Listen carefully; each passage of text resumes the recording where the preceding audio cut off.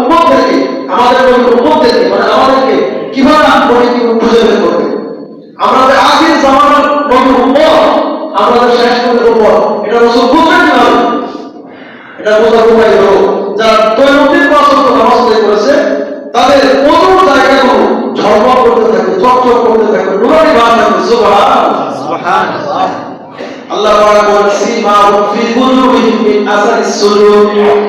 আল্লাহ দুনিয়ার মানুষ, তোমরা যারা ৫ ওয়াক্ত নামাজ পড়তেছো, নামাজ আদায় করতেছো, নামাজের আগে যে ওযুর পানিটা করো, এই ওযুর পানি এত দামি, এই ওযুগুলো করার কারণে হাসরের ময়দানে ওযুর জায়গাগুলো কপাল হাত এবং পা গুলি চকচক করতে থাকবে, ঝলঝল করতে থাকবে।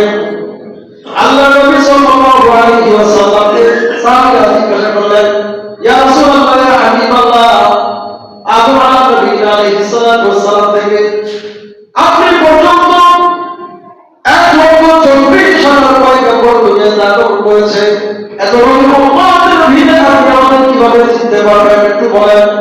আল্লাহ নবী বলেন, ও সাহাবীরা, তোমাদেরকে আমি কিভাবে চিনব জানো? আমাকে আল্লাহ রাব্বুল আলামিন বিশেষ মর্যাদা দান করেছেন, ৬টা বিশেষ মর্যাদা যা অন্য কোন নবীদেরকে দেওয়া হয় নাই। আমি হাসরের ময়দানে আমার উম্মতের চেহারার দিকে তাকাইলে চিনতে পারবো, বুঝতে পারবো যে এটা আমার উম্মত। রাসূল একটা দৃষ্টান্ত পেশ করলেন যে দেখো, একজন মানুষের যদি ১,০০০ কালো ঘোড়া থাকে, কি থাকে? কালো ঘোড়া। ১,০০০ কালো ঘোড়া, এর মধ্যে যদি একটা সব ঘোড়ার রং একরকম কালো, একটা ঘোড়ার মধ্যে থাকে যে ঘোড়ার রং চাঁদ কপালে, মানে তার কপালে কি আছে? চাঁদের মতো একটা দাগ আছে, আর সব ঘোড়া একরকম, কোনো দাগ নেই। সাহাবীদেরকে বলেন, রাসূলুল্লাহ বলেন, বলো তাহলে একজন মধ্যে ১,০০০ ঘোড়ার মধ্যে একটা ঘোড়া ব্যতিক্রম ধর্মী, যার কপালে কি আছে?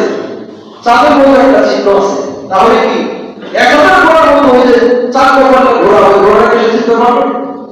তখন সাহাবীরা বলে, ইয়া রাসূলুল্লাহ, এটা তো সহজ, ১,০০০ ঘোড়া একরকম, একটা ঘোড়া একরকম, অবশ্যই তারা বাড়ি থেকে চিনতে পারবে।